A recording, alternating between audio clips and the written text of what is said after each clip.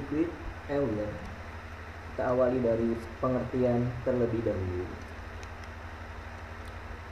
Sirkuit Euler G adalah sirkuit di mana setiap titik dalam G muncul paling sedikit sekali, dan setiap garis dalam G muncul tepat satu kali. Ini adalah pengertian dari sirkuit Euler G. Kita akan maknai terlebih dahulu. Berarti di sini setiap titik dalam graf tersebut harus muncul paling sedikit sekali. Artinya boleh lebih dari satu kali. Kemudian kalau kita tinjau dari garisnya, maka garis dalam graf G tersebut harus muncul tepat satu kali. Artinya hanya satu kali, tidak boleh lebih. Oke ya, itu adalah pengertian dari sirkuit Euler. Berikutnya kita akan ke contoh. Misalkan kita punya suatu graf ya. Ini adalah grafnya V1, E1, V2, E2, V3, E3, V4, E4, V5, E5, kemudian di sini ada E6. Misalkan kita memiliki suatu graf ya, bentuknya seperti ini, kemudian ada titik dan garisnya. Kita akan membuat sirkuit Euler dari graf tersebut. Yang dapat kita bentuk adalah di sini V1 ya, kemudian E1, V2, E2, V3, E3, V4, E4, V5, E5, kemudian di sini V3, E6, kemudian V1. Kita lihat ternyata di sini sirkuit yang kita bentuk ternyata semua titiknya muncul. Meskipun di sini ada titik yang muncul dua kali, yaitu V3. Ini diperbolehkan. Karena apa? Karena kembali lagi ke dalam definisi, setiap titik dalam G muncul paling sedikit sekali. Jadi boleh lebih dari satu kali.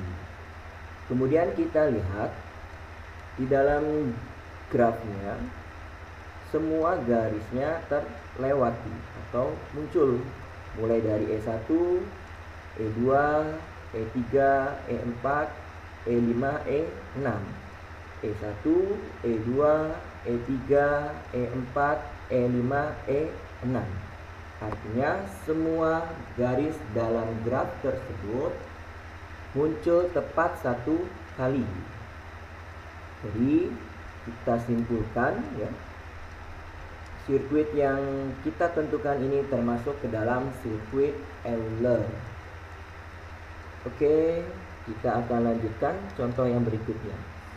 Misalkan kita punya suatu graf ya, kemudian di sini adalah titik-titiknya V1, V2, V3, V4, V5, V6, V7. Oke, dalam graf ini tidak dicantumkan nama garisnya. Jadi nanti kita akan tulis hanya titik-titiknya saja. Oke, kita akan membentuk sirkuit Euler dari graf yang kedua ini. Misalkan dari titik V1. Jadi kita awali dari V1, kemudian garis yang dipilih adalah yang atas ya, ini. Berarti di sini ke V2. Kita tulis di sini V2. Kemudian garis yang akan kita lalui misalkan mengarah ke V3. Tapi kita tulis di sini V3. Kemudian garis berikutnya adalah yang mengarah ke V4 ya. berarti titik berikutnya adalah V4 ya. Kemudian garis berikutnya mengarah ke V5. V5, kemudian kita tulis di sini V5. Kemudian garis berikutnya mengarah ke V3 ya. Misalkan mengarah ke V3 berarti titik berikutnya V3. Kemudian dilanjutkan ke garis yang mengarah ke V6 ya. Garis yang mengarah ke V6 berarti titik berikutnya adalah V6. Selanjutnya garis mengarah ke V5. Titiknya adalah V5. Kemudian garis berikutnya mengarah ke V7. Nah, ini adalah garis berikutnya mengarah ke V7, berarti titiknya adalah V7. Kemudian selanjutnya garis mengarah ke V6. Titiknya adalah V6. V6. Kemudian garis selanjutnya adalah garis yang mengarah ke V2. V2 berarti titiknya adalah V2. Kemudian dilanjutkan dengan garis yang mengarah ke V7. Mengarah ke V7 ya. Berarti titiknya adalah V7. Dan terakhir garis yang mengarah ke V1 ya. Ke V1. Nah, ini V1. Oke, sudah terbentuk suatu sirkuit ya. Tinggal kita cek apakah yang pertama, setiap titik dalam graf ini muncul paling sedikit satu kali. Ternyata setelah kita lihat di sini, semua titiknya paling sedikit muncul satu kali. Yang lebih dari satu kali itu adalah bisa V3, kemudian V6, V7, kemudian V2.